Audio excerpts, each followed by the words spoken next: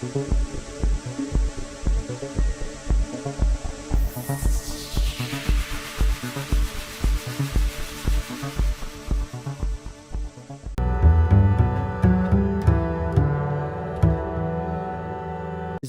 اس مریض کی طرح مضطرب تھا جس کے زخموں سے درد کی تیز ٹیسیں اٹھ رہی ہوں۔ آج بستر میں کانٹے کی چبھن تھی اور کمرہ بچھو کی طرح ڈس رہا تھا۔ ہوم ورک باریں گرا کی طرح بھاری تھا۔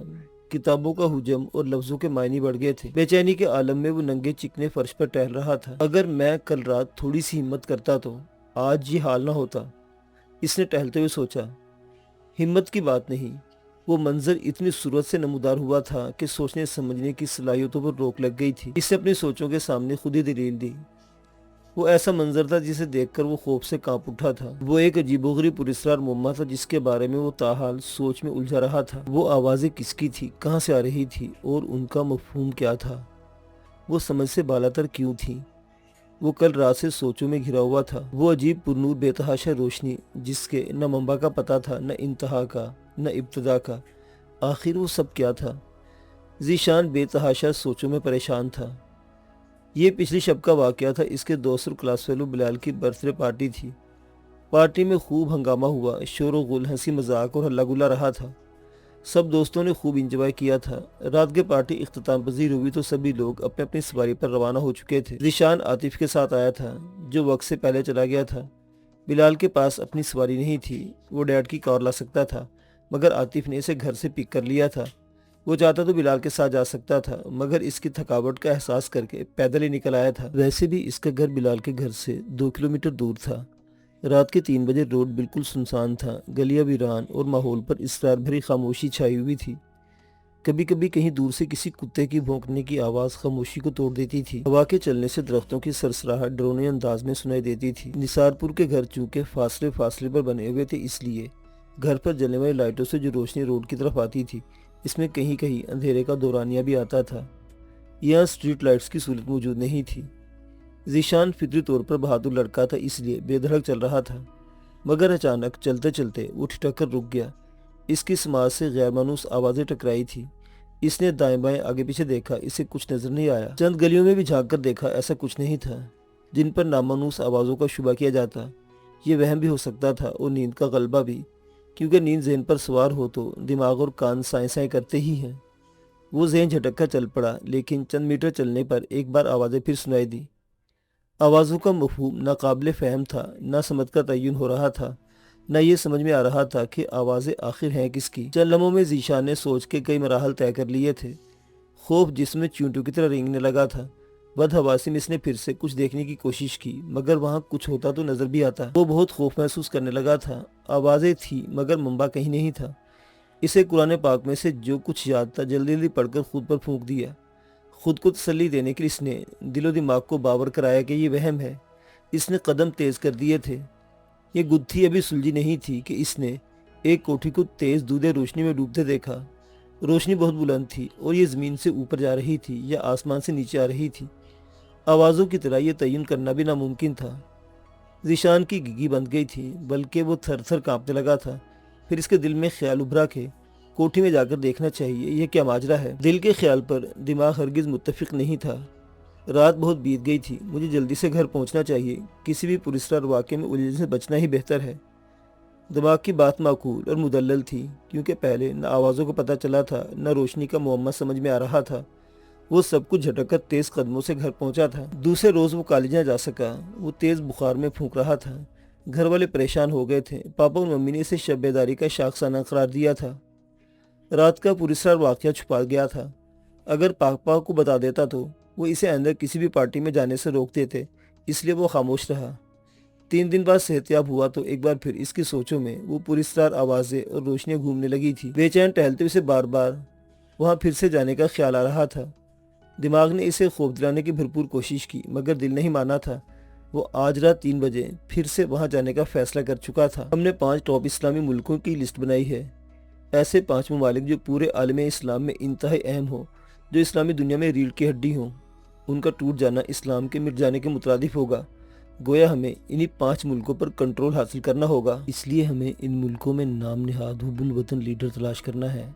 मादा परस्त, सहूलियत ज़िंदगी, ज़ाती खुशहाली और ज़ाती मुफाद के हामिल लोगों का चुनाव करना है। ऐसे लोग हमारे रफ़ीक और दस्ते रास्त होंगे जिन्हें हमारी दोस्ती पर फ़ख्र होगा। हम इन्हें इस्तेमाल करेंगे। इनके तवस्सुस से हम इस कौम से तालीम व तरबियत, नज़्म व ज़ब्त, बुलंद नज़री, आला अखलाकियात, एतमादियत, इज्तमाइयत, जहानत और बहादुरी सब की धीरे धीरे कमी कर देंगे। वो रोशनी की तरफ अंधेरे के उसूल के लिए बढ़ेंगे। हमारी तकलीद काबिल फ़ख्र समझेंगे। यही फ़ख्र इनकी बर्बादी का सामान पैदा करेगा। मुस्लिम लीडरों को फ़िक्री इर्तिदाद में डुबो देंगे। वहाँ अदावतों को परवान चढ़ाएंगे। नस्ली तासुब, फ़िरका वाराना फसादात, समाजी तबक़ात को हवा देंगे। वो एक दूसरे से दस्तो गिरबा होंगे जिसका फ़ायदा हम उठाएंगे। पूरी मुस्लिम उम्मा पर मनचाही हुकूमतें मुसल्लत करेंगे। आप लोगों को कोई एतराज़ हो तो बता सकते हैं। आप अच्छे जा रहे हैं मिस्टर डेविड। जी हाँ, बोलते जाएं। हमें कहीं एतराज़ होगा तो बता देंगे। मुस्लिम सरबराह कठपुतलियों की तरह हमारे इशारों पर नाचेंगे। मईशत हमारे हवाले करेंगे। वसाइल पर हमारा कब्ज़ा होगा। हम उनकी खुशहाली के लिए मदद देंगे। वो कर्ज़ के बोझ में दब जाएंगे। तब आवाम पर हमारे मनचाहे टैक्स लागू करेंगे। महंगाई का बोझ डालेंगे। आए दिन पस्ती की तरफ गिरेंगे। कभी सर नहीं उठा सकेंगे। फिर हम ही इनके आका होंगे और वो आज़ाद होकर भी हमारे ग़ुलाम होंगे। आप लोगों को कुछ कहना है तो कह सकते हैं। आपने कहने के लिए कुछ नहीं छोड़ा मिस्टर डेविड। Well done. कैम ने तहसीन आमेज़ निगाहों से डेविड को देखा। मिस्टर डेविड, हम आपसे मुकम्मल तौर पर मुत्तफिक हैं, बोन ने तायद करते हुए कहा। जी हाँ, अब एतराज़ की कोई गुंजाइश बाकी नहीं रही, पीटरसन ने एतराफ़ किया। ताहम डेविड की नज़रें थॉमस पर थीं। मिस्टर थॉमस, आपको कुछ कहना है? नहीं डेविड, मैं दूसरे लोगों की तकलीद में हूँ। आप तमाम हजरात के इत्माद का बेहद शुक्रिया। बस आखिरी बात कहूँगा, इसके बाद मीटिंग का इख्तिताम होगा। आप लोग ये खाली कुर्सी देख रहे हैं? डेविड ने टेबल की दूसरी तरफ बिल्कुल सामने खाली कुर्सी की तरफ इशारा करते हुए पूछा। हम इसकी वजह पूछने वाले थे मगर आपकी सैरंगेज़ बातों में डूब गए। ये आलमी लीडर की कुर्सी है। पे दर पे इंकशाफात के बाद ये डेविड का एक और इंकशाफ था। आलमी लीडर? बैक वक्त कई आवाज़ें उभरी। जी हाँ, आलमी लीडर। कुर्सी के अक़ब में बंद दरवाज़ा है। आलमी लीडर इससे दाखिल होगा। खाली कुर्सी पर बैठकर आलमी हुकूमत का ऐलान करेगा। हम समझे नहीं मिस्टर डेविड। हम अपनी तमाम तर सलाहियतें, टेक्नोलॉजी, वसाइल खर्च करते हुए क्या फ़तह करें? दुनिया हमारी मुट्ठी में आई मगर हुकूमत कोई दूसरा लीडर करे। थॉमस के लहजे में किस हद तक दुरुस्ती थी, गोया बीज हम बोएं और फल कोई और खाए। ऐसा कैसे मुमकिन है मिस्टर थॉमस? आप लफ्ज़ कोई और को हज़फ कर दें। आलमी लीडर हम नौ ममालिक का मुश्तरका मुंतखब शुदा लीडर होगा। मिस्टर डेविड, हम नौ ममालिक इस पर इत्तफाक क्यों करेंगे? कैमरून बोला। किसी को इससे इख्तलाफ भी हो सकता है और फिर आखिर वो किसी एक मुल्क का ही होगा। लीचिंग ने इजाफा किया। हम नौ ममालिक इस लीडर पर इसलिए इत्तफाक करेंगे कि वो मुहय्यरुल अकूल होगा, तमाम तर मादी ताकत का सरचश्मा, अक्ल फहम से मावरा, एक मिसाली आदमी होगा और वो किसी एक मुल्क का नहीं होगा। आपने एक नई बहस को जन्म दिया मिस्टर डेविड। आलमी लीडर होगा, मिसाली आदमी होगा, ओके, मगर वो किसी मुल्क से नहीं होगा तो फिर क्यों आसमान से टपकेगा? मैं तफसील बताता हूँ, डेविड ने फ़ौरन कहा और आलमी लीडर के बारे में तफसील बताने लगा। ये डेविड के अल्फाज की जादूगरी थी जिसने इन सबको महज आधा घंटा में आने वाले मुमकिन आलमी लीडर का अकीदतमंद बना दिया था। हमारी आज की मीटिंग का इख्तिताम होता है। 20 दिन बाद हम दोबारा जमा होंगे। इसके बाद नौ मालिक के जीदा जीदा लोगों की आला सतह पर मीटिंग बुलाई जाएगी और फिर अमली अक़दाम का आगाज़ होगा। Wish you good luck. David ने आखिर में सबको बारी बारी देखा। इसने मीटिंग बर्खास्त का कौशन दे दिया था। वो कुर्सी पीछे घसीट कर खड़े हो गए। डेविड हनूस बैठा हुआ था। 8 अफराद एक लाइन में खाली कुर्सी को अकीदत से छूकर खिड़कियों के दरमियाने दरवाजे से निकल रहे थे। थॉमस सबसे आखिर में था। इसने दूसरे लोगों की तरह खाली कुर्सी को छुआ नहीं बल्कि कुर्सी के पास रुककर सीने पर स्लीप का निशान खींचा और हाथ को चूमकर बाहर निकल गया। डेविड सबको गौर से देख रहा था। थॉमस की हरकत पर इसके होंठों पर जहरीली मुस्कुराहट थी। वो इसकी वजह समझता था मगर थॉमस या दूसरे लफ्ज़ों में थॉमस के मुल्क को बर्दाश्त करना मजबूरी थी क्योंकि थॉमस का मुल्क ही डेविड के लिए वो मोहरा था जिसके इस्तेमाल पर डेविड अपना मिशन मुकम्मल कर सकता था। थॉमस हसास इदारे का सरबराह था, जॉन राइट खुफिया तंजीम का मायानाज एजेंट। जब इनके मुल्क को इसराइल की तरफ से इंतहाई अहम मीटिंग के लिए मद्दू किया गया था तो एक आला सतह के इजलास में थॉमस और जॉन राइट को इसराइल रवाना करने का फैसला किया गया। चूँकि इसराइल में बुलाई गई मीटिंग में एक ही फ़र्द को शरीक होना था, इसलिए तय पाया था कि थॉमस मीटिंग अटेंड करेगा। जॉन राइट ने वहाँ का जायज़ा लेना है। दोनों ने मिलकर रिपोर्ट तैयार करनी है। इसराइली सरजमीन पर मुनक़िदा इंतहाई खुफिया मीटिंग इख्तिताम पजीर हो चुकी थी। तमाम मदऊ ममालिक के नुमाइंदे अपने अपने मुल्कों को वापस चले गए थे। थॉमस और जॉन राइट भी वापस लौट आए थे। तैयार करदा रिपोर्ट पेश करने दोनों हेडक्वार्टर जा रहे थे। थॉमस के हाथ में ब्रीफकेस पकड़ा हुआ था, जॉन राइट खाली हाथ था। वो इमारत के मेन गेट के सामने खड़े थे। थॉमस आगे था, जॉन राइट इसके पीछे। गेट के वस्त में दो इंतहाई बारीक नाकाबिले शनाख्त सुराख थे। थॉमस एन इनके सामने खड़ा था। सुराख से दो ब्लू कलर की बारीक शुआएं थॉमस की आंखों में पड़ी। थॉमस ने पूरी आंखें खोल रखी थी। चंद सेकंड बाद शुआएं गायब हो गई। दरवाजे में एक जेली खिड़की नमूदार हो चुकी थी, जो इससे पहले कहीं भी नजर नहीं आ रही थी। हसास इदारे का हेडक्वार्टर होने की वजह से सिक्योरिटी का इंतहाई सख्त इंतजाम था। थॉमस और जॉन राइट अंदर दाखिल हो गए थे। इमारत के अंदर भी इन्हें कई चेकिंग के मराहिल तय करना पड़े थे। इस बात से कतई नज़र के थॉमस यहाँ का सरबराह था और जॉन राइट इंतहाई अहम एजेंट। इनकी आम आदमी की तरह चेकिंग की गई थी। तकरीबन आधा घंटा बाद इन्हें क्लियरेंस का कॉशन मिला था। अब वो इमारत के असल हिस्से में पहुंच चुके थे। इनका रुख मीटिंग हॉल की तरफ था, जहां पहले वज़ीर दिफा एलन गेट्स, वज़ीर ख़ारजा N A Mathos, home minister Edward और न्यूक्लियर रिसर्च लेबॉर्ट्री के इंचार्ज विल डुवेरेंट इनके मुंतज़िर थे। इन्हें पुरतबाक तरीके पर खुशामदीद कहा गया। Most welcome Thomas and John Wright. सब बारी बारी पुरजोश अंदाज में मुसाफा किया। रस्मी गुफ्तगू के बाद सब अपनी अपनी कुर्सियाँ संभाल ली थी। हमारे पास सिर्फ 1 घंटा है, होम मिनिस्टर ने मीटिंग की इब्तिदा करते हुए कहा। मुझे दूसरे शहर जाना है, इसलिए बराह रास्त मौजू पर गुफ्तगू करेंगे। जॉन राइट एंड थॉमस, सच तो यह है कि हम सब मुतजस्सिस हैं। इसराइल को ऐसी क्या सूझी कि इसने हमें खुफिया डायलॉग पर टेबल पर मदऊ किया। वज़ीर ख़ारजा एन ए मैथोस ने दोनों को मुखातिब करके पूछा, सर, इसराइल ने दुनिया को फतह करने का प्रोग्राम बनाया है। ओह, होंठ सुकेड़ते हुए एन ए मैथोस ने आँख खींची, फिर निस्बतन तमस्खुराना लहजे में बोला, सिर्फ ये प्रोग्राम बताने के लिए वो एड़ी चोटी का जोर लगा रहे हैं।